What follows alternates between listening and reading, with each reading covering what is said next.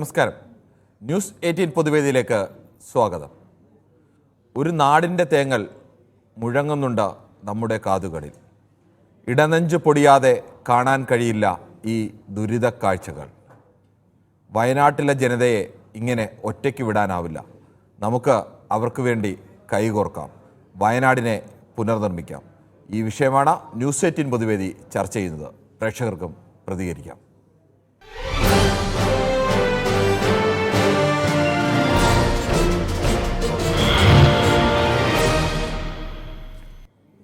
വടകരയിൽ നിന്നും ബാലകൃഷ്ണനാണ് ആദ്യ പ്രേക്ഷകനായി എത്തുന്നത്. ശ്രീ ബാലകൃഷ്ണൻ, എൻ്റെയും നിങ്ങളുടെയും എല്ലാം നെഞ്ചുപൊടിയുന്ന കാഴ്ചകളാണ് ഓരോ ദിവസവും വന്നുകൊണ്ടിരിക്കുന്നത്. നിസ്സഹായതയുടെ താഴ്വരയിൽ അവരെ നമുക്ക് ഒറ്റയ്ക്ക് വിടാനാവില്ല. ചേർത്തു നിർത്തേണ്ടതുണ്ട്. നമ്മുടെ കരുതൽ അവരിലേക്ക് എത്തേണ്ടതുണ്ട്. വയനാടിനെ നമുക്ക് പുനർനിർമ്മിക്കേണ്ടതുണ്ട്. എന്തു ചെയ്യാനാവും നമുക്ക്? നമസ്കാരം സാർ. നമസ്കാരം. ആദ്യമായിട്ട് ഇത് ദേശീയ ദുരന്തമായിട്ട് സെൻട്രൽ ഗവൺമെന്റ് പ്രഖ്യാപിക്കണം. അതാണ് എൻ്റെ അഭിപ്രായം. പിന്നെ അതുപോലെ തന്നെ കേരളം നോക്കി കേന്ദ്രം നോക്കി എന്നുള്ള കേൾക്കാമോ സാർ? കേൾക്കാം, പറഞ്ഞോളൂ. ഇതിങ്ങനെ അങ്ങോട്ടും ഇങ്ങോട്ടും പറഞ്ഞുകൊണ്ടിരുന്നിട്ട് യാതൊരു കാര്യവുമില്ല. കേരള സർക്കാരിൻ്റെ അടുത്ത് പണമില്ലെങ്കിൽ സെൻട്രൽ ഗവൺമെന്റ് ചെയ്യണം ഇത്. അതാണ് ഇച്ഛാശക്തി. പിന്നെ കേരള സർക്കാരിനോട് ആവശ്യപ്പെടുവാനുള്ള ദയവായിട്ട് അവർക്ക് ഇച്ഛാശക്തി ഇപ്പോൾ ഉണ്ടെങ്കിൽ ഗവൺമെന്റ് ഉദ്യോഗസ്ഥന്മാരുടെ ഒരു മാസത്തെ ശമ്പളം കട്ട് ചെയ്യണം.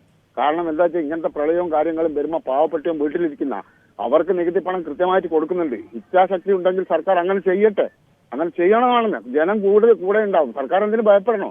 അങ്ങനെ ചെയ്തിട്ട് സർക്കാർ ഉദ്യോഗസ്ഥന്മാർ സർക്കാരിനെതിരെ തിരിയുകയാണെങ്കിൽ ജനം ഒപ്പം ഉണ്ടാവും സർക്കാരിന്റെ. അങ്ങനെയാണ് പാവപ്പെട്ടവനെയും പ്രളയത്തിലാവപ്പെട്ടവനെയും ചേർത്ത് പിടിക്കാൻ പറ്റുക. വാഴകടിച്ചതിനെ കൊണ്ട് യാതൊരു കാര്യവുമില്ല. സെൻട്രൽ ഗവൺമെന്റ് കേരളത്തിന്റെ അടുത്ത് പൈസയില്ല, പണമില്ലെങ്കിൽ സെൻട്രൽ ഗവൺമെന്റ് ഉണർന്ന് എഴുന്നേറ്റ് പ്രവർത്തിക്കണം എന്നാണ് എന്റെ അഭിപ്രായം. ദേശീയ ദുരന്തം തന്നെയായിട്ട് ഇത് പ്രഖ്യാപിക്കണം. കേന്ദ്ര ഗവൺമെന്റും പ്രധാനമന്ത്രിയും നേരിട്ട് ഇതിൽ ഇടപെടണമെന്നാണ് എന്റെ അഭിപ്രായം. ശരി. കേരളം ഇതുവരെ കണ്ടിട്ടുള്ളതിൽ വെച്ച് ഏറ്റവും ഭീകരമായ, ഏറ്റവും ഭീതിതമായ ഒരു ദുരന്ത മുഖത്തുകൂടിയാണ് നമ്മൾ കടന്നു പോകുന്നത്.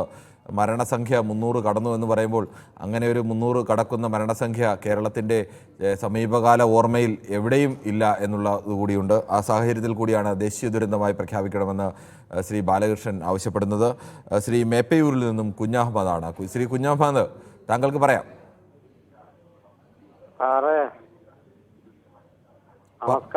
നമസ്കാരമുണ്ട്, പറഞ്ഞോളൂ. സകലമാന ജനങ്ങളും സർക്കാരിനൊപ്പം നിൽക്കണമെന്നാണ് എനിക്ക് വേണ്ടി പറയാനുള്ളത്. സകലമാന ജനങ്ങളും അതെ, അത് തന്നെയാണ് വേണ്ടത്. മറ്റെല്ലാ അഭിപ്രായ വ്യത്യാസങ്ങളും മാറ്റിവെച്ച് ഒപ്പം നിൽക്കുകയാണ് വേണ്ടത്. ജനങ്ങളും സർക്കാരിന്റെ ദുരിതാശ്വാസ നിധിയിൽ പങ്കുചേരണം. ആദ്യം പൈസ കൊടുത്തവരെ സഹായിക്കണം. എല്ലാ അഭിപ്രായ വ്യത്യാസങ്ങളും മാറ്റിവെച്ചുകൊണ്ട് ജനങ്ങളെ സഹായിക്കണം എന്നാണ് എനിക്ക് പറയാനുള്ളത്. ശരി. അടുത്തത് ചെറുപുഴയിൽ നിന്നും സ്കറിയാണ്. ശ്രീ സ്കറിയ, നമ്മൾ പകച്ചു നിൽക്കേണ്ട, കരയേണ്ട സമയമല്ലിത്. കണ്ണുനീരല്ല വേണ്ടത് വയനാടിന് വേണ്ടത് കരുതലാണ്. നമ്മൾ കൈകോർത്തു നിന്നുകൊണ്ട് വയനാടിനെ പഴയ വയനാടാക്കി മാറ്റേണ്ടതുണ്ട്. എന്താണ് താങ്കൾക്ക് വയ്ക്കാനുള്ള നിർദ്ദേശം? നമസ്കാരം. നമസ്കാരം സാറേ, എനിക്ക് പറയാനുള്ള കാര്യം, എല്ലാവരും ഒറ്റക്കെട്ടായി നിൽക്കണം. ആരും ഇതിന് പിന്നോട്ട് പോകാൻ പാടില്ല. നമ്മളെ കഴിയുന്ന സഹായങ്ങൾ സാമ്പത്തികമായും അല്ലാതെയും എല്ലാം ചെയ്യേണ്ട എല്ലാ കടമകളും ചെയ്യണം. ഇതൊക്കെ കാണുമ്പോൾ നമ്മുടെ ചങ്ക് പൊട്ടുക. നമ്മളൊക്കെ സുഖമാന്മാരാണ്. പക്ഷേ എല്ലാവരുടെയും ഒരു മാസത്തെ ശമ്പളം കൊടുക്കുക എന്ന് പറയുന്നതൊക്കെ തെറ്റായതാണ്. അവർക്കൊക്കെ പല കാര്യങ്ങളുണ്ട്. കഴിവിന്റെ പരമാവധി എല്ലാവരും സഹായിക്കണം. പക്ഷേ ഇതിനകത്തൊരു ചെറിയ ഇതെനിക്ക് വന്നതെന്നു വെച്ചിരുന്നത് പേപ്പർ വായിച്ചപ്പോൾ ഇന്നലെയാണ്. പ്രിൻസിപ്പൽ സെക്രട്ടറി അവിടെ പോയി ശാസ്ത്രജ്ഞന്മാരോട് സംസാരിക്കരുതെന്ന് പറഞ്ഞ തെറ്റായ നടപടിയാണ്. അതിനെതിരെ സർക്കാർ തന്നെ, മുഖ്യമന്ത്രി തന്നെ വിശദീകരിച്ചിട്ടുണ്ട്. അങ്ങനെ ഒരു ചെയ്തത് ആ ഉത്തരവ് പിൻവലിക്കണമെന്ന് അദ്ദേഹം തന്നെ നിർദ്ദേശം. അത് അങ്ങനെയുള്ള ഉദ്യോഗസ്ഥന്മാരൊക്കെ എന്തിനും അവിടെ ഇരിക്കുന്നു? അത് കാണുമ്പോൾ നമ്മുടെ ചങ്ക അല്ലാതെ പൊട്ടുക. ഇവരവിടെ എന്തോ നടക്കുമെന്ന് പറയാൻ അവർ ശാസ്ത്രജ്ഞന്മാരെ സംസാരിക്കണ്ടേ? അപ്പൊ അതിനെക്കുറിച്ചൊന്നും ഇപ്പം പറയുന്നില്ല. അതൊക്കെ പിന്നെ സംസാരിക്കേണ്ട കാര്യങ്ങളാണ്. ഈ ഉദ്യോഗസ്ഥന്മാർക്ക് താങ്കൾ പറഞ്ഞത് പ്രധാനപ്പെട്ട വിഷയം തന്നെയാണ്. ഇപ്പോൾ പറയേണ്ടതല്ല, പക്ഷെ പിന്നീട് പറയേണ്ട വിഷയം തന്നെയാണത്. നമുക്ക് മറ്റു പ്രശ്നം കൂടിയുണ്ട്. ദാസനാണ് കണ്ണൂരിൽ നിന്നും. ശ്രീ ദാസൻ, ഇപ്പോൾ കേരളം ഒരുമിച്ച് നിൽക്കേണ്ട സമയമാണ്. ഈ സമയത്ത് മറ്റെല്ലാ വിഭാഗീയതയും മറ്റെല്ലാ ചിന്താഗതികളും മാറ്റിവെച്ച് നമ്മുടെ സഹോദരങ്ങൾക്ക് വേണ്ടി, ഇത് നാളെ എനിക്കും നിങ്ങൾക്കും ഒക്കെ സംഭവിക്കാം. അവരുടെ ഏതെങ്കിലും ഒരു കുറ്റം കൊണ്ടല്ല അവർക്കിങ്ങനെ സംഭവിക്കേണ്ടി വന്നത്. അതുകൊണ്ട് തന്നെ ഒരുമിച്ച് നിൽക്കേണ്ട ഈ സമയത്ത് എന്താണ് താങ്കൾക്ക് പറയാനുള്ളത്? അല്ല, മറ്റൊന്നും പാടില്ല. ഒരു വർത്തമാനം പാടില്ല. അപ്പൊ നമുക്ക് വേണ്ടത്, നമ്മളിപ്പോ ഈ അവസ്ഥ എങ്ങനെയായി, ഇനി ഏറ്റവും നമുക്ക് പ്രാമുഖ്യം കൊടുക്കേണ്ട ഈ പുനരധിവാസമാണ്. അപ്പൊ അതിനു വേണ്ടിയിട്ട് നമ്മുടെ മറ്റു മുതലാളിമാരൊക്കെ നമ്മളെ ഏറ്റവും ബഹുമാനിക്കുന്ന മുതലാളി, ഞാൻ മുതലാളിക്ക് എതിരാണെങ്കിലും നമ്മളെ യൂസഫ് അലി, MA യൂസഫ് അലി, അയാൾ 5 കോടി കൊടുത്തു. ഞാൻ പറയുന്നത് യൂസഫ് അലിയോട്, സാധാരണ കൂലിപ്പണിക്കാരൻ ഞാൻ പറയുന്നത് യൂസഫ് അലി ഒരു 45 കോടി കൊടുക്കണം. അയാൾ ഏറ്റവും കാരണവാനായ, ഞാൻ ബഹുമാനിക്കുന്ന ഒരു മുതലാളിയാണ്. അപ്പൊ അതുപോലെ മോഹൻലാൽ, മമ്മൂട്ടി, ഇവരൊക്കെ നന്നായിട്ട് ഒരു 5 കോടി വെച്ചം കൊടുക്കണം, ഒരു സിനിമയുടെ പൈസയെങ്കിലും. ഈ കൊച്ചൗസൈ ചിറ്റലപ്പള്ളി, നമ്മളെ കിറ്റക് സാബു, ഇവരെല്ലാവരും സഹായിക്കുക. ഇത് നമുക്ക് എന്തിനാണോ നമുക്ക് ഇത്രയും പൈസ? ഒരു പാവപ്പെട്ട ഈ പട്ടിണി പാവങ്ങള് ഇവരെ നല്ല അന്തസ്സായിട്ട് നമുക്ക് നല്ല വീട്, 2 നില വീട് എടുത്ത് നോക്കണം ഇവരൊക്കെ എല്ലാവർക്കും. നമുക്ക് ഈ സഹിക്കാൻ പറ്റുന്നില്ല ഈ ഇത് കാണുമ്പോൾ. നമുക്ക് എന്ത് കൊടുത്താലും 10 കോടി കൊടുത്തിട്ടും കാര്യമില്ല. എന്നാലും നമുക്ക് എല്ലാവരും സഹകരിച്ചിട്ട് ഈ കക്ഷി രാഷ്ട്രീയം ഒന്നും പാടില്ലാതെ എല്ലാവരും ഒറ്റക്കെട്ടായിട്ട് ഈ പാവങ്ങളെ സഹായിക്കാന്നൊക്കെ പറയാനല്ലേ. ശരി, താങ്കൾ പറഞ്ഞത് വളരെ വാലിഡായ പോയിന്റാണ്. പാലക്കാട് നിന്നും ജിസി കൂടി ചേരുന്നുണ്ട്. ജിസി, നമുക്ക് കണ്ടിരിക്കാൻ കഴിയുന്ന കാഴ്ചകളല്ല ഓരോ ദിവസവും നമ്മുടെ മുന്നിലേക്ക് വന്നുകൊണ്ടിരിക്കുന്നത്. ഒരുപക്ഷെ നിങ്ങൾ കാണുന്നതിനേക്കാൾ എത്രയോ ഭീതിതമായ കാഴ്ചകളാണ് അല്ലെങ്കിൽ ദൃശ്യങ്ങളാണ് ഞങ്ങളുടെ മുന്നിലേക്ക് വരുന്നത്. ഞങ്ങൾ പലപ്പോഴും അത്തരം ദൃശ്യങ്ങളൊക്കെ, ഈ മൃതദേഹങ്ങളൊക്കെ അഴുകാൻ തുടങ്ങിയിട്ടുണ്ട്. അഴുകാൻ തുടങ്ങിയ മൃതദേഹങ്ങളടക്കമാണ് ഈ രക്ഷാപ്രവർത്തകർക്ക് അവിടെ നിന്ന് ചുമന്ന് മാറ്റേണ്ടി വരുന്നത്. അവരുടെ ഒരു അവസ്ഥ എന്നൊക്കെ ആലോചിച്ച് കഴിഞ്ഞാൽ നമുക്ക് ആലോചിക്കാൻ പോലും കഴിയാത്ത അത്രത്തോളം ഭീതിതമാണ്. ഒരാൾ എങ്ങനെയാണ് ഇങ്ങനെയുള്ള ഒരു സന്ദർഭത്തിൽ സമചിത്തതയോടുകൂടി ആ ജോലിയൊക്കെ ചെയ്യുന്നത് എന്ന് തന്നെ. അത്തരമൊരു ഘട്ടത്തിൽ ഒരുമിച്ച് നിൽക്കേണ്ട ഒരു സമയത്ത് എന്താണ് പറയാനുള്ളത്? നമസ്കാരം സാർ, എന്റെ പേര് ജിസി എന്നാണ്. പറഞ്ഞോളൂ. വളരെ ദയനീയമാണ് ഇപ്പൊ വയനാട്ടുകാരുടെ അവസ്ഥ എന്ന് പറയുന്നത്. ഞാനിപ്പോ ഈ സംഭവം നടന്നവിടം തൊട്ട് ഒരു കണ്ണീരില്ലാണ്ട് എനിക്കിത് കാണാനേ സാധിക്കുന്നില്ല. ഇവിടെ ഗവൺമെന്റ് ഇപ്പൊ നമ്മൾക്ക് അവർക്ക് വേണ്ടി ചെയ്യാൻ പറ്റുന്നത് എന്ത് സഹായമാണെങ്കിലും അത് ഒരു എന്താ പറയാ, ഒരു ബുദ്ധിമുട്ടായി തോന്നാതെ തന്നെ നല്ല രീതിയിൽ അവരുടെ കൈകളിൽ എത്തിക്കണം എന്നുള്ളതാണ്. പിന്നീട് എനിക്കിപ്പോ പറയാനുള്ളത്, ആ സ്കൂളിൽ പഠിക്കുന്ന വിദ്യാർത്ഥികളുടെ എല്ലാം അവരുടെ സർട്ടിഫിക്കറ്റ് കാര്യങ്ങളെല്ലാം അവർക്ക് ആധാർ, ID കാർഡ് ഇരിക്കുന്നവർക്ക് അതൊക്കെ എത്രയും പെട്ടെന്ന് തന്നെ അനുവദിച്ചു കൊടുക്കണം എന്നുള്ളൊരു അഭിപ്രായം കൂടിയാണ് എനിക്കിവിടെ പറയാനുള്ളത്. ശരി, വളരെ പ്രധാനപ്പെട്ട ഒരു വിഷയമാണ്. മറ്റു പല വസ്തുക്കളും നഷ്ടപ്പെടുന്നത് പോലെയല്ല നമ്മളുടെ രേഖകളൊക്കെ നഷ്ടപ്പെടുന്നത്. ആ രേഖകളൊക്കെ വീണ്ടും നൽകണമെങ്കിൽ മറ്റേതെങ്കിലും ഒരു രേഖ കാണിക്കണം. ചിലപ്പോൾ ഒരു രേഖയും കാണിക്കാൻ കാണില്ല. ജീവിച്ചിരിക്കുന്നു എന്നതിന് തെളിവായി മുന്നിൽ നിൽക്കുന്ന മനുഷ്യനെ അല്ലാതെ മറ്റേതെങ്കിലും ഒരു രേഖ കാണിക്കാൻ ഇല്ലാത്ത മനുഷ്യരാണ്. അതെല്ലാം നഷ്ടപ്പെട്ടു പോയ മനുഷ്യരാണ് നമുക്ക് മുന്നിലുള്ളത്. ആ മനുഷ്യർക്ക് വേണ്ടിയാണ് നമ്മൾ കൈകോർക്കേണ്ടത്. മറ്റൊരു പ്രേക്ഷകൻ കൂടിയുണ്ട്, അജയകുമാറാണ് ചങ്ങനാശ്ശേരിയിൽ നിന്നും. ശ്രീ അജയകുമാർ, ഈ ഒരുമിച്ച് നിൽക്കേണ്ട ഈ സമയത്ത് പോലും ചിലരെങ്കിലും അങ്ങനെ അല്ലാതെ നിൽക്കുന്നുണ്ട്. പക്ഷെ അതെല്ലാം നമുക്ക് മറന്നുകൊണ്ട് ഒരുമിച്ച് നിന്നുകൊണ്ട് മലയാളി ഇങ്ങനെയാണ് എന്ന് ലോകത്തിന് മുന്നിൽ കാണിച്ചു കൊടുക്കേണ്ട ഒരു സമയം കൂടിയാണിത്. എന്താണ് താങ്കൾക്ക് പറയാനുള്ളത്? അല്ല, ഇത് ഒരുമിച്ച് നിൽക്കേണ്ട കാര്യം തന്നെയാണ്. അതിൽ നിന്ന് വിഘടിച്ച് ആരെങ്കിലും നിൽക്കുന്നുണ്ടെങ്കിൽ അവരെ നമുക്ക് തുറന്നു കാണിക്കണം. കാരണം അതൊന്നും ശരിയായ കാര്യങ്ങളല്ല. കാരണം ഇവിടെ നമ്മുടെ രാജ്യം എല്ലാം രാഷ്ട്രീയ ഭരണമാണ്. അപ്പം ആദ്യമായിട്ട് കേരള സർക്കാരിന്റെ ഭാഗത്തു നിന്നും കേരളത്തിലെ 140 MLA-മാരും MP-മാരും എല്ലാം അവരുടെ കൃത്യമായ ഒരു കോൺട്രിബ്യൂഷൻ പൊതുജനത്തിനെ അറിയിക്കണം. കാരണം ജനങ്ങൾ അത് മനസ്സിലാക്കട്ടെ. അവർ തന്നെ അതിന് മുൻകൈ എടുത്ത് ഇറങ്ങി എന്നുള്ളത്. പിന്നെ സർക്കാർ ഉദ്യോഗസ്ഥർ അവരുടെ 1 മാസത്തെ ശമ്പളം കൊടുക്കണമെന്നൊക്കെ പറയുന്നത് ശരിയല്ല. കാരണം അവരും കാര്യമായിട്ട് കോൺട്രിബ്യൂട്ട് ചെയ്യണം. പിന്നെ ഇവിടുത്തെ ബിസിനസ് ചെയ്യുന്ന ആൾക്കാർ അവരെല്ലാം ചെയ്യുന്നുണ്ട്. അപ്പൊ അങ്ങനെ വരുമ്പോഴേ ഇത് കൃത്യമായിട്ട് അവിടെ ഗ്രാമങ്ങൾ ദത്തെടുത്ത് അവർക്ക് വേണ്ടുന്ന വീടുകൾ ഉണ്ടാക്കി കൊടുക്കുകയും പുനരധിവാസം വളരെ കൃത്യമായിട്ട് ചെയ്യണം. കാരണം നമ്മൾ ഇതിനു മുമ്പ് കണ്ടതാണ് ഈ എന്താണ് പറയുന്നത്, സുനാമി അടിച്ചപ്പോഴും സുനാമി ഉണ്ടായപ്പോഴും പിന്നീട് വന്ന ഓഖി ദുരന്തത്തിലും ഒക്കെ പുനരധിവാസം പലപ്പോഴും കൃത്യമായി നടന്നിട്ടില്ല. അതിൽ ഒരുപാട് നൂലാമാലകളുണ്ട്, രാഷ്ട്രീയമുണ്ട്, ജാതിയുണ്ട്, മതമുണ്ട്, ഒരുപാട് കാര്യങ്ങൾ അതിന്റെ പിന്നിലുണ്ട്. അതുപോലെ മൂന്നാമതൊരെണ്ണമായിട്ട് ഇതും ചെന്ന് അവസാനിക്കരുത്, അവശേഷിക്കരുത്. കാരണം ഇത് അതിഭീകരമാണ്, അതിൽ എല്ലാം ഭീകരമാണിത്. അപ്പൊ നമ്മളിത് ഒറ്റക്കെട്ടായിട്ട് നിന്നുകൊണ്ട് കൃത്യമായിട്ട് അവരെ എത്രയും പെട്ടെന്ന് ഇതിന്റെ എന്താണ് പറയുന്നത് ഇമ്പാക്ട്സ് എല്ലാം മനസ്സിലാക്കി. താങ്കളുടെ അഭിപ്രായം വളരെ വ്യക്തമാണ്. കൊയിലാണ്ടിയിൽ നിന്നും ശ്രീ റഷീദ് കൂടി ചേരുന്നുണ്ട്. ശ്രീ റഷീദ്, നമുക്ക് വയനാടിന് വേണ്ടി കൈകോർക്കണ്ടേ? എന്താണ് താങ്കൾക്ക് പറയാനുള്ളത്? വാർത്തകളാണ് വന്നുകൊണ്ടിരിക്കുന്നത്, കണ്ടുകൊണ്ടിരിക്കുന്നതും കേട്ടുകൊണ്ടിരിക്കുന്നത്. ഇന്നലെ 297 മരണമാണ് സ്ഥിരീകരിച്ചത്. ഇന്ന് അതിൽ 338 എത്തിയിരിക്കുകയാണ്. നിങ്ങൾ കാണിക്കുന്നത് 331 ആണെങ്കിലും മാതൃഭൂമി ന്യൂസ് കാണിച്ചുകൊണ്ടിരിക്കുന്നത് 338 മരണങ്ങളാണ്. അപ്പം മരണത്തെ സംബന്ധിച്ച് ശ്രീ റഷീദ്, നമ്മൾ സർക്കാരിന്റെ ഭാഗത്തു നിന്ന് മരണങ്ങൾ സ്ഥിരീകരിക്കുമ്പോഴാണ് ചിലപ്പോൾ ചെറിയ വ്യത്യാസങ്ങളൊക്കെ ഉണ്ടാകും. ചിലരുടെയൊക്കെ ഈ ശരീരഭാഗങ്ങളൊക്കെയാണ് കിട്ടിയിട്ടുള്ളത്. അത് ഒരാളുടെ ശരീരഭാഗം തന്നെയാണോ വീണ്ടും കിട്ടിയത്? അതൊക്കെ DNA പരിശോധന കൂടി വന്ന ശേഷമാണ് സാധാരണഗതിയിൽ നമ്മൾ അത് കൊടുക്കുന്നത്. അതുകൊണ്ട് നമുക്ക് ഏതെങ്കിലും ഒരു ചാനലിനെ മരണത്തിന്റെ നിരക്ക് എഴുതുന്നതിനെ കുറ്റം പറയാൻ കഴിയില്ല. അതെ അതെ, പ്രതിപക്ഷ നേതാവ് പറഞ്ഞതുപോലെ, രാഹുൽ ഗാന്ധി പറഞ്ഞതുപോലെ, മുഖ്യമന്ത്രി പറഞ്ഞതുപോലെ, ഗവർണർ പറഞ്ഞതുപോലെ, ശശി തരൂർ പറഞ്ഞതുപോലെ ഇത് ദേശീയ ദുരന്തമായി തന്നെ പ്രഖ്യാപിക്കണം കേന്ദ്ര ഗവൺമെന്റ്. അവിടെ ഒരു വലിയൊരു പുനരധിവാസത്തിന്റെ ഒരു വല്ലാത്ത സാഹചര്യത്തിലാണ് ഉള്ളത്. 400 വീടുകളിൽ 370 വീടുകളും ഒലിച്ചു പോയിരിക്കുകയാണ്. നമ്മൾ കാണുന്നുണ്ടല്ലേ ചിത്രങ്ങളിൽ, വെറും ഒരു പുതിയ പുര വെക്കാനുള്ള തറ മാത്രം കാണുന്നു നമ്മൾ. തീരെ തറ പോലും ഇല്ലാത്ത സ്ഥലങ്ങൾ കാണുന്നു നമ്മൾ. ആളുകൾ ഇത്രമാത്രം, കേരളം ഈ അടുത്ത കാലത്തൊന്നും കണ്ടില്ലാത്ത അത്രമാത്രം ഒരു ദുരന്തം നടന്നിട്ട് ഇന്നേവരെ അത് പ്രഖ്യാപിക്കാൻ എന്താണ് കേന്ദ്രത്തിന് ഒരു മടി? ശശി തരൂർ പറഞ്ഞത് എല്ലാ MP-മാർക്കും ഈ ഫണ്ടിലേക്ക് ഫണ്ട് അനുവദിക്കാൻ സാധിക്കുന്ന രൂപത്തിൽ ഈ ഒരു ദേശീയ ദുരന്തമായി പ്രഖ്യാപിച്ചാൽ ചെയ്യാൻ കഴിയുമെന്നാണ്. അതേപോലെ എല്ലാവരും ചേർന്ന് നിന്നുകൊണ്ടും ഈ ഒരു പുനരധിവാസത്തിന് വേണ്ടുന്ന കാര്യങ്ങളിലേക്ക് നമ്മൾ നീങ്ങിയേ മതിയാവും. അഭിപ്രായം വളരെ വ്യക്തമാണ്. കോഴിക്കോട് നിന്ന് ജിൻസ് കൂടി നമുക്കൊപ്പം ചേരുന്നുണ്ട്. ജിൻസ, ഈ സമയത്ത് നമ്മുടെ നിസ്സഹായത, നമ്മുടെ കണ്ണുനീരല്ല വേണ്ടത്, നമ്മുടെ കരുതലാണ് വേണ്ടത്, നമ്മുടെ സഹോദരങ്ങളാണ്. എന്തു ചെയ്യാൻ കഴിയും നമുക്ക് അവർക്ക് വേണ്ടി?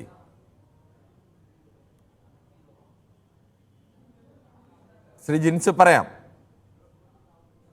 ശ്രീ ജിൻസ് കേൾക്കാമോ? ജിൻസിൻ്റെ ടെലിഫോൺ ബന്ധത്തിൽ ചില തടസ്സങ്ങളുണ്ട് എന്ന് തോന്നുന്നു. എന്തായാലും വയനാടിന് വേണ്ടി കരുതൽ എടുക്കേണ്ട സമയം കൂടിയാണിത്. മറ്റെല്ലാ അഭിപ്രായ വ്യത്യാസങ്ങളും മാറ്റിവെച്ചുകൊണ്ട് തന്നെ വയനാടിന് വേണ്ടി ഒരുമിച്ച് നിൽക്കേണ്ട സമയം കൂടിയാണ്. നമ്മുടെ സഹോദരങ്ങളാണ്. ഒറ്റ രാത്രി ഇരുട്ടി വെളുത്തപ്പോഴേക്കും അവരുടെ ജീവിതത്തിലെയും അവരുടെ പൂർവികരുടെ സമ്പാദ്യവും അടക്കം എല്ലാം വീട് നിന്ന സ്ഥലമൊക്കെ ചില മനുഷ്യർ വന്നു നിന്ന് കരഞ്ഞുകൊണ്ട് പറയുകയാണ്, ഇവിടെ എവിടെയോ ആയിരുന്നു എൻ്റെ വീട്, ആ വീട് നിന്നതിൻ്റെ ഒരു അടയാളം പോലും മുന്നിലില്ലാത്ത രീതിയിലേക്ക് ആ സ്ഥലം പോലും അപ്പാടെ ഒലിച്ചുപോയ മനുഷ്യർ. ഇതിലെവിടെയാണ് ഈ വെള്ളമൊഴുകി പോകുന്ന പാറക്കെട്ടുകൾക്കിടയിൽ എവിടെയാണ് എൻ്റെ വീട് നിന്നത് എന്നതുപോലും തിരിച്ചറിയാൻ കഴിയാതെ നിൽക്കുന്ന മനുഷ്യർ. ചിലപ്പോൾ അവരുടെ അച്ഛനെയോ അമ്മയോ മറ്റുള്ളവരെയൊക്കെ ചിലപ്പോൾ സംസ്കരിച്ച സ്ഥലം അവിടെ ഉണ്ടാവാം. അവരുടെ വീടിൻ്റെ മറ്റ് അവശിഷ്ടങ്ങൾ പോലും കണ്ടെത്താൻ കഴിയാതെ നിൽക്കേണ്ടി വരുന്ന മനുഷ്യർ, അവരുടെ ഗതികേടിൽ നിൽക്കുകയാണ് പല മനുഷ്യരും. പ്രീജയാണ് ആലപ്പുഴയിൽ നിന്നും. പ്രീജയ്ക്ക് എന്താണ് ഈ സമയത്ത് വയനാടിനെ രക്ഷിക്കാൻ വേണ്ടി, വയനാടിന് വേണ്ടി, നമ്മുടെ സഹോദരങ്ങളെ രക്ഷിക്കാൻ വേണ്ടി, അല്ലെങ്കിൽ അവരെ വീണ്ടും പഴയ ജീവിതത്തിലേക്ക് കൊണ്ടുവരാൻ വേണ്ടി എന്താണ് താങ്കൾക്ക് പറയാനുള്ളത്? സാർ, എനിക്ക് പറയാനുള്ളത്, നമ്മുടെ ഈ കഷ്ടത അനുഭവിക്കുന്ന ജനങ്ങൾക്കൊപ്പം നിന്ന് സാമ്പത്തികമുള്ളവരും പൊതുജനങ്ങളും എല്ലാവരും സർക്കാരിനൊപ്പം നിന്നുകൊണ്ട് തന്നെ എത്രയും വേഗം അവരെ താമസിപ്പിക്കാതെ തന്നെ അവരെ ഒരു വീട് വെച്ച് നൽകാൻ വേണ്ടി നമ്മൾ ഓരോരുത്തരും കഠിന പ്രയത്നമെടുത്ത് അവർക്കൊപ്പം നിൽക്കണം എന്നാണ് എനിക്ക് ഈ അവസരത്തിൽ പറയാനുള്ളത്. ശരി, താങ്കളുടെ അഭിപ്രായം വളരെ വ്യക്തമാണ്. ഏത് മനുഷ്യരായാലും ആ തരത്തിലേക്കാണ് പെരുമാറേണ്ടത്.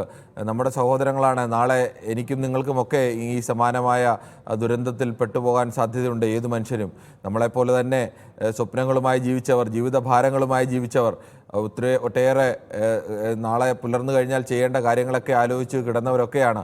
ചിലരുടെയൊക്കെ അച്ഛനും അമ്മയും ഒക്കെ നഷ്ടമായ, അല്ലെങ്കിൽ കുടുംബത്തിൽ തന്നെ 5, 6, 13 പേർ വരെ ഒരു കുടുംബത്തിൽ നിന്ന് നഷ്ടമായ ആൾ വരെ ഇന്ന് നമ്മുടെ ചാനലിലെ രേഖകരോട് സംസാരിക്കുകയുണ്ടായി. നമുക്ക് ഇതിനിടയിൽ ഒരു ചെറിയ പ്രധാനപ്പെട്ട വാർത്ത കൂടി വരുന്നുണ്ട്. അതിനുശേഷം നമുക്ക് ന്യൂസ് 18 പൊതുവേദി തുടരാം. മുണ്ടക്കൈയിൽ മണ്ണിനടിയിൽ നിന്ന് ചില സിഗ്നലുകൾ ലഭിച്ചിട്ടുണ്ട്. NDRF സ്ഥലം കുഴിച്ചു ഇപ്പോൾ പരിശോധിക്കുകയാണ്. റഡാർ പരിശോധനയിലാണ് സിഗ്നൽ ലഭിച്ചത്. അതിൻ്റെ കൂടുതൽ വിവരങ്ങളുമായി അനീഷ് കുമാറാണ് ചേരുന്നത്. അനീഷ്, ഇത് എന്ത് സിഗ്നലാണ് ലഭിച്ചത്? എന്താണ് അതിൻ്റെ സൂചന?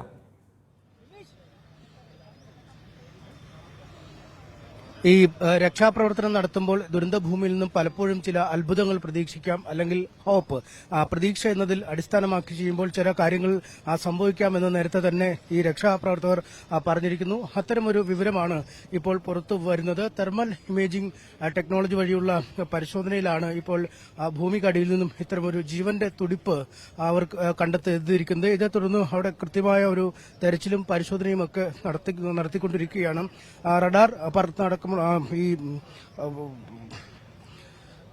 ഡ്രോൺ ക്യാമറകൾ പറത്തുന്ന പോലുള്ള കാര്യങ്ങൾക്ക് വരെ ഇപ്പോൾ അവിടെ നിരോധനം ഏർപ്പെടുത്തിയിട്ടുണ്ട്. കാരണം മറ്റ് ചലനങ്ങൾ പുറത്തേക്ക് വന്നാൽ ഈ ചലനങ്ങൾ കൃത്യമായി പിടിച്ചെടുക്കാൻ കഴിയുകയില്ല എന്നാണ് അറിയാൻ കഴിയുന്നത്. അതുകൊണ്ട് കൃത്യമായ ഒരു ജാഗ്രത അവിടെ പുലർത്തുകയും ചെയ്യുന്നു. എന്തായാലും ഈ ലഭിച്ച നിശ്വാസം അല്ലെങ്കിൽ ജീവന്റെ തുടിപ്പ് അത് എന്തിൻ്റെതാണ് എന്നതിനെക്കുറിച്ച് കൃത്യമായ വിവരം ഇപ്പോൾ പറയാൻ കഴിയില്ല എന്നാണ് അധികൃതർ പറയുന്നത്. ഒരുപക്ഷെ അത് മനുഷ്യ ജീവന്റെ ആവാം, മറ്റു ചിലപ്പോൾ മറ്റു പല മൃഗങ്ങളുടെ ആവാം. അത്തരത്തിൽ എന്ത് തന്നെ തന്നെ ആവാം എന്നുള്ള ഏത് വേണമെങ്കിലും ആവാം എന്ന സാധ്യതയാണുള്ളത്. എന്തായാലും ഇപ്പോൾ അവിടെ വളരെ വിശദമായ ജാഗ്രതയോടുകൂടിയുള്ള ഒരു പരിശോധന ആ ഭാഗത്ത് നടന്നുകൊണ്ടിരിക്കുന്നു.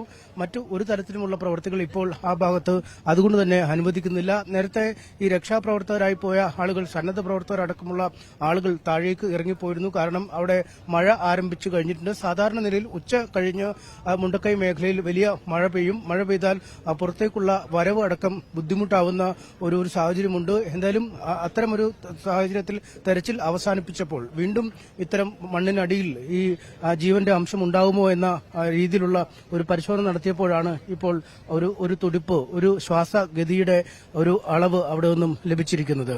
കിരൺ. അനീഷ, ഇപ്പോൾ എങ്ങനെയാണ് ആ സ്ഥലത്തെ പാറയും കല്ലുമൊക്കെ നീക്കി പരിശോധന നടത്തുകയാണ്? എന്താണ് അവിടെ നടക്കുന്നത്?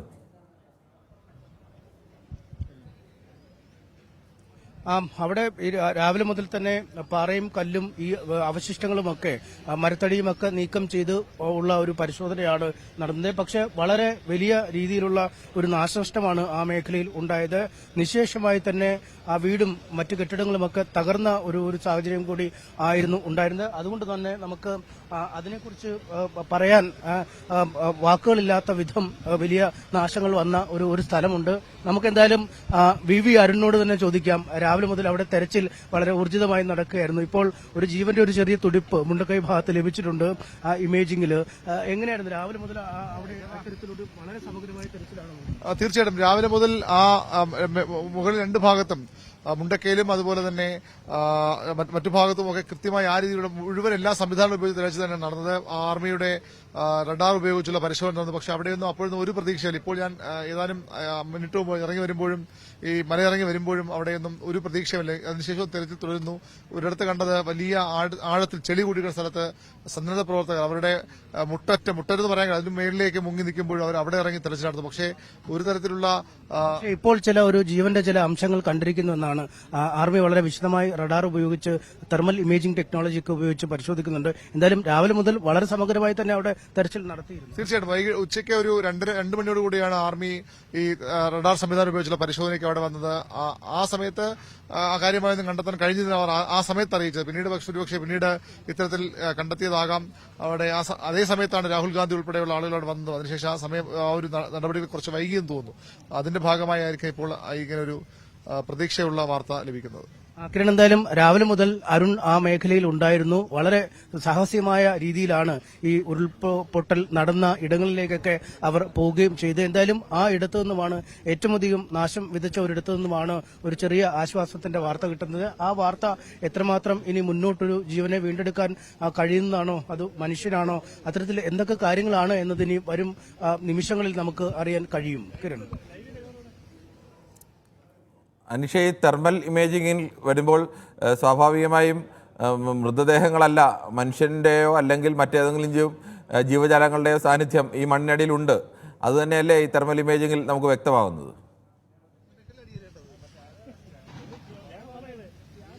തീർച്ചയായും ഇത് ഒരു ജീവന്റെ തുടിപ്പ് ആണ് ഇതിൽ പതിയുക എന്നാണ്, അല്ലെങ്കിൽ അത് സംബന്ധിച്ച സിഗ്നൽ ആവും ലഭിക്കുക എന്നാണ് നമുക്ക് മനസ്സിലാക്കാൻ കഴിയുന്നത്.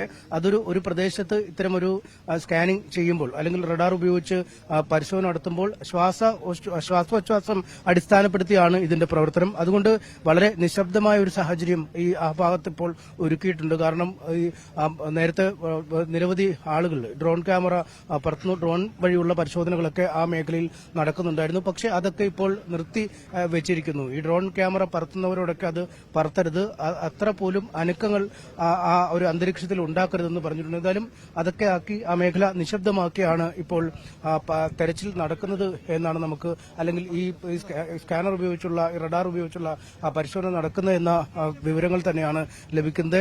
അതിന്റെ ഒരു വ്യക്തത എന്താണ് ഭൂമിക്കടിയിൽ ഉള്ളത്, അല്ലെങ്കിൽ എത്ര ആഴത്തിലാണ് ഉള്ളത്, ഏത് തരത്തിലുള്ള സിഗ്നലാണ് ലഭിക്കുന്നത് എന്ന വിവരങ്ങളൊക്കെ അല്പസമയത്തിനകം നമുക്ക് നൽകാൻ കഴിയും. എന്തായാലും വളരെ അത്ഭുതകരമായ ഒരു സംഭവമാണ്. അല്ലെങ്കിൽ ഏറെ ഈ തെരച്ചിൽക്കാരൊക്കെ എപ്പോഴും പ്രതീക്ഷയിലും പ്രത്യാശയിലും അധിഷ്ഠിതമായാണ് തെരച്ചിൽ നടത്തുന്നത്. അതിന് യോജിക്കുന്ന തരത്തിലുള്ള ഒരു സിഗ്നൽ തന്നെയാണ് ഇപ്പോൾ അവിടെ നിന്നും ലഭിച്ചിരിക്കുന്നത്. അല്പസമയത്തിനകം എന്താണ് ഈ സിഗ്നൽ ലഭിച്ച ഇടത്തുള്ളത് എന്നതിനെക്കുറിച്ച് നമുക്ക് വിവരം അറിയാൻ കഴിയുമെന്ന് എന്നാണ് വിചാരിക്കുന്നത്. എന്തായാലും അതിനെക്കുറിച്ച് കൂടുതൽ വിശദമായ പരിശോധനകൾ മുണ്ടകൈ ഭാഗത്ത് നടന്നുകൊണ്ടിരിക്കുകയാണ്.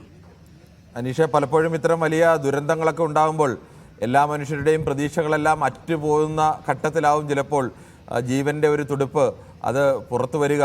അങ്ങനെ പല സംഭവങ്ങളും പലപ്പോഴും ലോകത്തുണ്ടായിട്ടുണ്ട്. ഈ ഭൂകമ്പങ്ങളൊക്കെ ഉണ്ടാകുമ്പോൾ ആഴ്ചകൾക്ക് ശേഷം പോലും ചില മനുഷ്യരെയൊക്കെ ജീവനോടെ മടക്കിക്കൊണ്ടുവരാൻ കഴിഞ്ഞിട്ടുണ്ട്. അത്തരമൊരു വലിയ പ്രതീക്ഷയുടെ ഒരു ഘട്ടത്തിലാണിപ്പോൾ അവിടെ നിൽക്കുന്നതല്ലേ?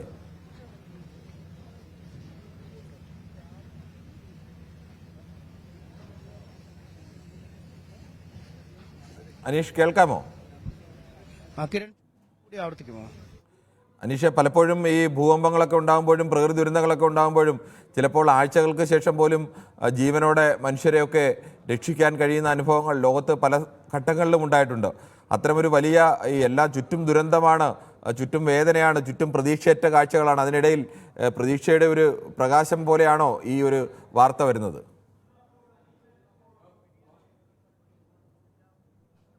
തീർച്ചയായും വലിയ നാശങ്ങൾ സംഭവിക്കുമ്പോഴും എല്ലാം നഷ്ടപ്പെട്ട് സർവസ്വവും നഷ്ടപ്പെട്ട് നിൽക്കുമ്പോഴും അവിടെ ലഭിക്കുന്ന ഒരു ജീവന്റെ തുടിപ്പ്, ഒരു പ്രത്യാശയുടെ കണം, അത് പലപ്പോഴും നമുക്ക് വലിയൊരു ആശ്വാസമായി മാറും. കാരണം കഴിഞ്ഞ 2-3 ദിവസങ്ങളായി നടത്തുന്ന തെരച്ചിലിൽ പലപ്പോഴും ലഭിക്കുന്നത് ഈ മൃതശരീരങ്ങൾ ആണ്.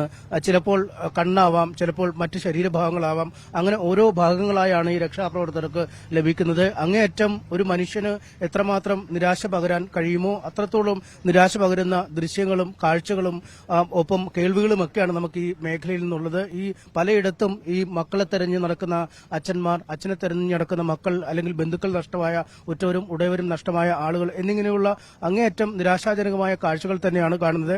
അപ്പോഴും ഈ ഇത്രയധികം ആളുകൾ മരിച്ച ഒരു ദുരന്തം നടന്നുവെന്ന് പറഞ്ഞിട്ട് പോലും, അത്ര ദുരന്തത്തിൽ നിൽക്കുമ്പോൾ പോലും ഇത്രയും ദിവസങ്ങൾക്ക് ശേഷവും മണ്ണിനടിയിൽ നിന്നും ഒരാളുടെ ജീവശ്വാസം കിട്ടുന്നു എന്നത്, അത് മനുഷ്യനാവാം മൃഗമാവാം, എന്തായാലും ഒരു ജീവന്റെ തുടിപ്പ് അവിടെ ഇപ്പോഴും അവശേഷിക്കുന്നുണ്ട് എന്നത് അങ്ങേയറ്റം ആശ്വാസകരമായി മാറുന്ന ഒരു കാഴ്ചയാണ്. അല്ലെങ്കിൽ അതിനെയും വിശദമായ പരിശോധനകൾ നടത്തുമ്പോൾ എന്താവാം, അല്ലെങ്കിൽ ആളെ ഉണ്ടാവുമോ, ആളെ ജീവനോടെ രക്ഷപ്പെടുത്താൻ കഴിയുമോ എന്നതൊക്കെ പിന്നീടുള്ള കാര്യങ്ങൾ ആണെങ്കിൽ പോലും മണ്ണിനടിയിൽ നിന്നും ഇത്തരമൊരു ശ്വാസം ലഭിക്കുന്നത് അങ്ങേയറ്റം ആശ്വാസകരമായ പ്രത്യാശ നൽകുന്ന ഒരു കാര്യം തന്നെയാണ്. കിരൺ, അനീഷ്, ഇപ്പോൾ ഈ മണ്ണിനടിയിൽ പരിശോധന നടത്തുമ്പോൾ പോലും വളരെ ജാഗ്രത വേണ്ട ഒരു സമയമാണല്ലോ. ഈ നീക്കുന്ന മണ്ണുകൊണ്ട്, നീക്കുന്ന കല്ലുകൊണ്ട് അപകടമുണ്ടാവരുത് എന്നുള്ളത് കൂടി ഇതിൽ ഏറ്റവും പ്രധാനമാണല്ലോ. ആരെങ്കിലും ഉള്ളിൽ എവിടെയെങ്കിലും കോൺക്രീറ്റ് കെട്ടിടത്തിനുള്ളിലോ മറ്റെവിടെയെങ്കിലും വെള്ളം കയറാത്ത ഒരു സ്ഥലത്ത്, കയറാതിരുന്ന ഒരു സ്ഥലത്ത് മനുഷ്യർ ജീവിച്ചിരിപ്പുണ്ടെങ്കിൽ, അല്ലെങ്കിൽ അവരുടെ ജീവൻ ഇപ്പോഴും ഉണ്ട് എങ്കിൽ അവർക്ക് പരിക്കേൽക്കാതെ അവിടെ രക്ഷപ്പെടുത്തുക. അതിനു മുമ്പ് അവിടെ ആൾ തന്നെയാണ് ഉള്ളത് എന്ന് ഉറപ്പാക്കുക. അത്തരമൊരു പ്രവർത്തനമാണോ ആദ്യം നടക്കുന്നത്?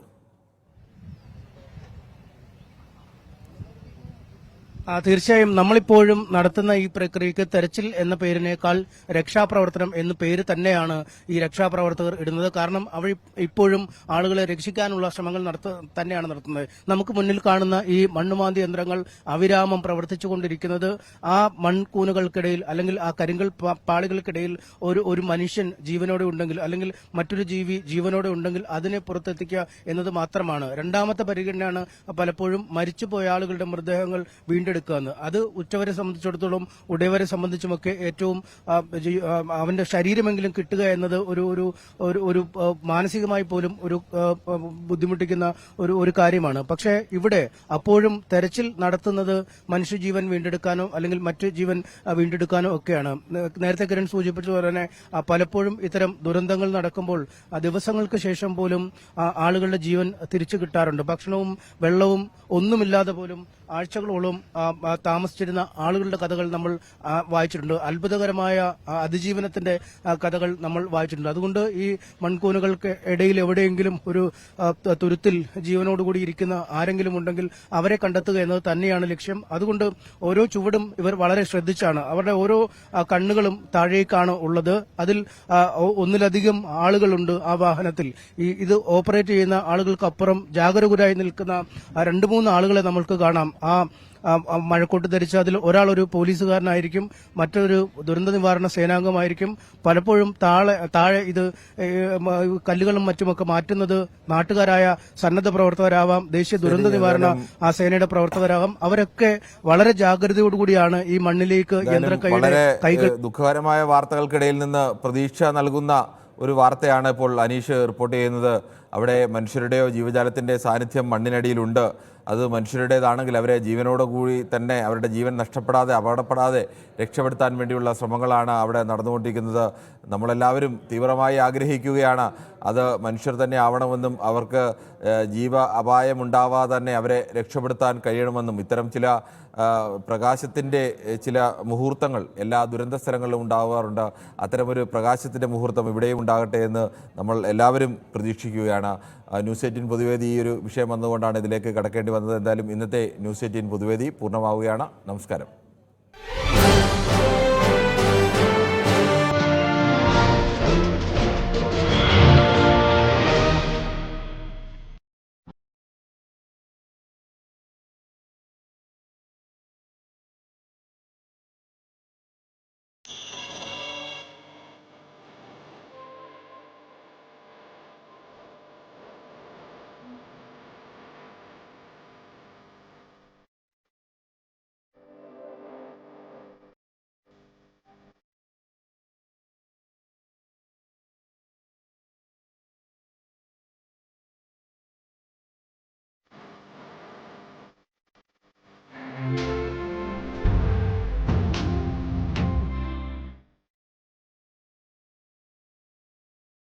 വാരത്തേക്ക്